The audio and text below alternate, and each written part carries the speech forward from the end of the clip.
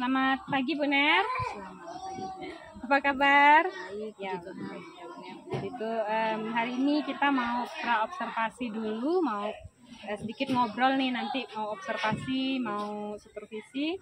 Kira-kira apa sih kompetensi yang mau Bu Ner kembangkan gitu ketika nanti di supervisi, atau ada kendala apa mungkin selama pembelajaran?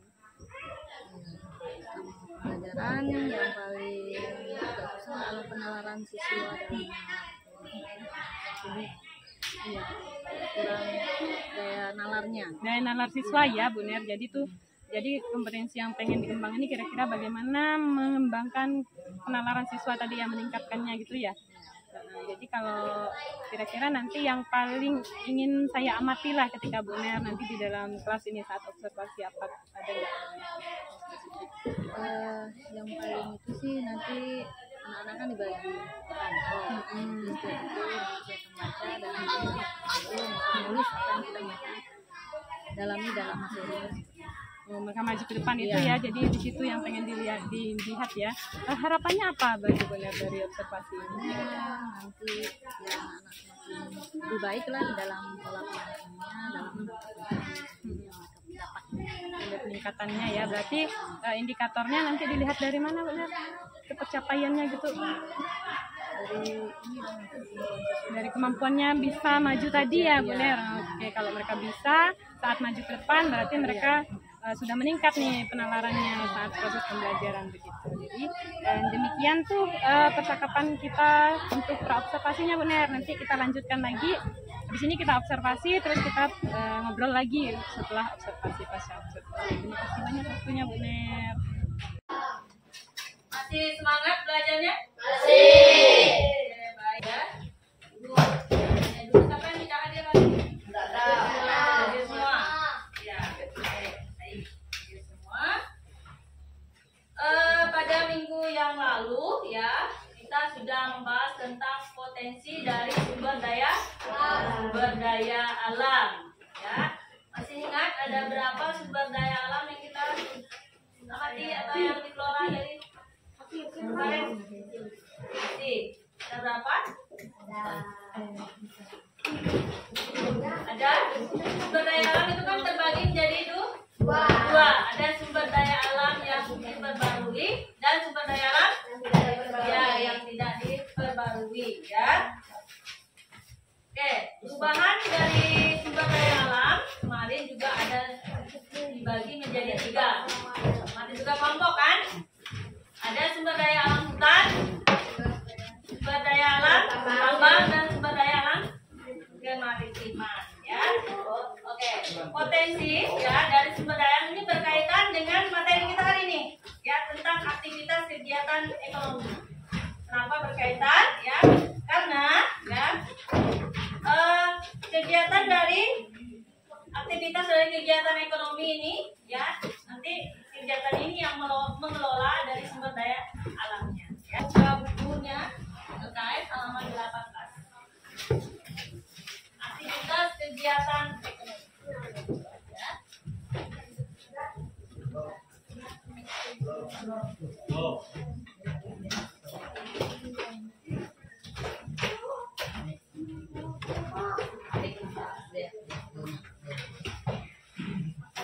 Pada aktivitas kegiatan ekonomi di sini kita akan bagi 2 materi ya. Pertama tentang dari aktivitas kehidupan pada masa prasejarah ya. Pada masa prasejarah ya, atau pada masa lalu. Ada Waisya dan yang satunya adalah Arus Balik. Ada 4 teori masuknya kehidupan dan teori mana? Satunya Waisya dan Arus Balik ya. Sedangkan aktivitas ini dibagi menjadi 6 poin.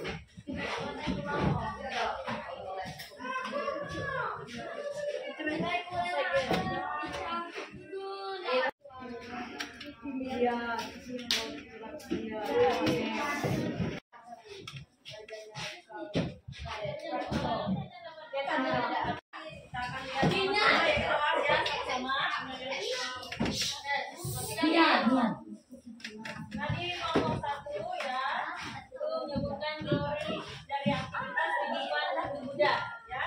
Nah, ada 4 teori. Ada teori Brahmana, teori Vaishya, teori Satria ya, dan yang terakhir adalah teori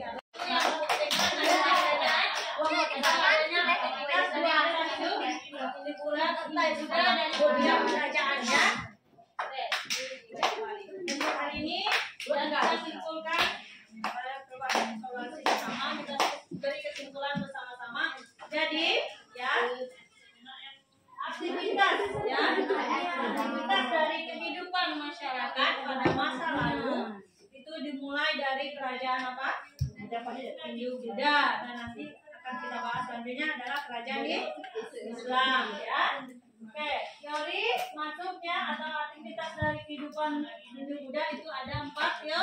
Teori. Ada 4 teori. Teori yang pertama teori Brahmana. 2 teori Vaishya. 3 teori ya Ksatria, dan yang terakhir ada teori arus balik ya.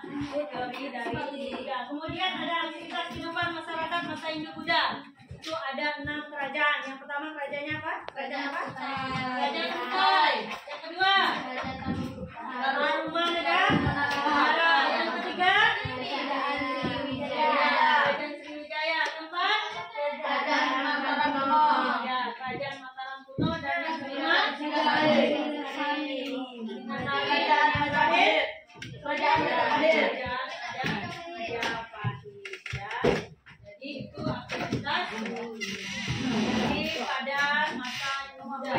Pada masa Hindu Buddha ya. Itu diingat kembali dan dibaca lagi di rumah. Nanti siapa apa saja yang ada di situ sampai pada patih-patihnya nanti itu dibaca kembali di rumah ya.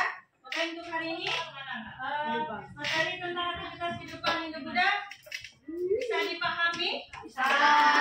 Oke. Nanti lebih mendalamnya lagi kalian baca kembali di rumah, dipelajari kembali di rumah. Oke. Untuk PR buka halaman 46. Oke.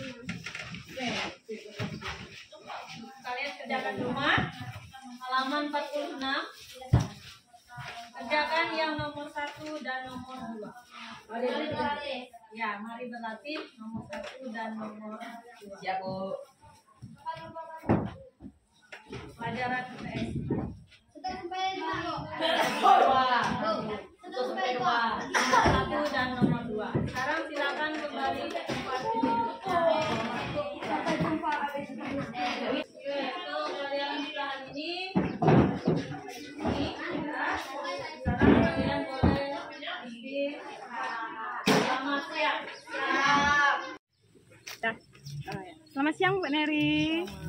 Ya, jadi hari ini kita ketemu lagi nih setelah kemarin kan kita ada percakapan praobservasi ya, lalu ada saya mengobservasi di kelas. Nah, hari ini kita melanjutkan diskusi kita sebelumnya ke kegiatan pasca observasi setelah observasi. Ini saya mau nanya dulu bagaimana perasaannya setelah melakukan observasi tadi di kelas, Bu? Iya, karena sudah terlewati ya Bu, beberapa hari yang lalu kita sudah observasinya. Oke. Jadi lalu terkait dengan indikator ketercapaian yang ketika praobservasi disampaikan, bagaimana Ibu menilai performa Ibu ketika observasi? Apakah sudah sesuai standar atau sudah atau belum atau di atas mungkin? Ya, kalau saya menilai ya tadi udah karena anak-anak udah memberanikan diri untuk dan memperkenalkan pendapat. Ya, jadi anak-anak sudah tercapai ya indikatornya ya. Nah, baik Bu, boleh saya menyampaikan pengamatan saya saat observasi itu.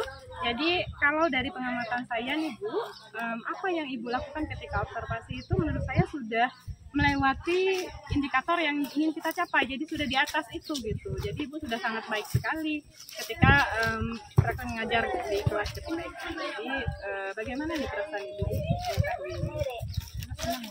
Senang ya, ternyata apa yang Ibu lakukan itu sudah di atas standarnya begitu, sudah baik sekali seperti itu. Namun demikian Bu, meskipun sudah baik nih, sudah sangat baik, ada kompetensi yang akan lebih baik lagi jika dikembangkan. Nah, misalnya ini ketika Ibu, ketika anak maju ke depan, kemudian ada yang salah menjawab begitu, lalu dikoreksi, betul sudah sangat baik, tetapi akan lebih baik lagi seandainya jawaban tadi dikembalikan lagi ke anak yang maju ke depan lagi untuk menuliskan lagi gitu, tidak Ibu menulis sendiri seperti itu. Tetapi memang sudah baik, bahkan anak-anak sudah ikut menjawab sendiri begitu, hanya Ibu yang membantu menuliskan. Nah, bagaimana menurut Ibu? Kedepannya mungkin dia anak yang diutamakan dulu ya, kan penalaran kita dalam materi tersebut. Ya, berarti itu ada rencana kedepannya sudah ada ya Bu, berarti sudah ada tindak lanjutnya kedepannya supaya bisa melibatkan anak lagi, lebih aktif lagi begitu. Apa nih harapan Ibu kedepannya setelah melakukan observasi tadi, setelah ada penilaian seperti ini, harapan kedepannya? Harapannya supaya makin lebih baik, anak makin lebih berkembang dalam pemahamannya, mereka semakin kreatif. Baik pemahamannya Ibu, dan itu sudah sangat terlihat tadi ketika Ibu ternyata strategi yang Ibu terapkan itu bisa membuat anak maju satu persatu menyampaikan pendapatnya, menuliskan pemahamannya, begitu artinya penalaran mereka justru memang sudah terlihat sekali peningkatannya. Jadi apa yang ingin Ibu capai ketika diobservasi ternyata memang sudah tercapai. Baik Ibu, semangat Ibu, semoga kedepannya bisa lebih baik lagi, dan saya yakin pasti bisa lebih baik lagi karena memang Ibu sudah melakukan yang terbaik. Anak-anak sudah baik sekali pemahamannya, sudah bersemangat sekali untuk belajar. Terima kasih Bu Neri. Dan